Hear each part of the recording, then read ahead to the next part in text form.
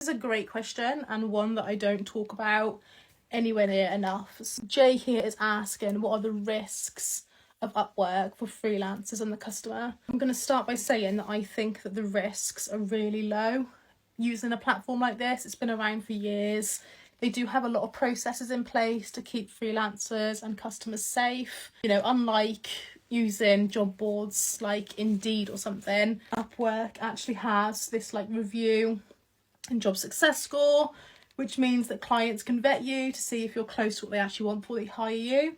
And that goes both ways as well, because freelancers review clients, so you can see what a client is actually like to work for before you accept a job. So you can get a feel of whether or not they're going to pay, whether or not they're going to be difficult to work for, whether they're going to be unresponsive. Yeah, you know, if a client's got less than 4 stars, I would say absolutely don't work for them. And I would say tread with caution at 4 stars as well, actually, because freelancers tend not to leave bad reviews. When you think about startup costs, because you are starting a business when you go onto Upwork or Fiverr or other freelancing platforms, your startup costs are like close to zero, really, especially if you're doing something like, you know, writing, where all you need is a laptop and a Wi-Fi connection or some internet. And I'm assuming you've got something close to that because you're on TikTok right now. It doesn't really cost you anything. If you have to buy software like, I don't know, Photoshop if you're a designer, or, you know, something similar but cheaper, it's not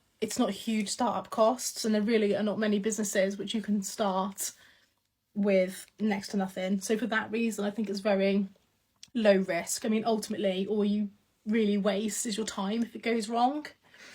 Now, there is one thing that can go wrong on Upwork, but it can go wrong without Upwork. And that's a chargeback type problem, where a client hires a freelancer, pays them, and then after they've paid, they do like a recall of the money from Upwork. And when that has happened, I know of at least 2 cases where Upwork have made the freelancer pay for what the client has done. And that sits a little bit uncomfortably with me, because we're all using Upwork, we're being good, putting our 10, 5, 20% fees through. So to be hit with a massive bill because a very kind of nasty client has used Upwork doesn't sit that well with me. But I think the chances of that happening are slim to none. I know one person personally, and I read a Medium article.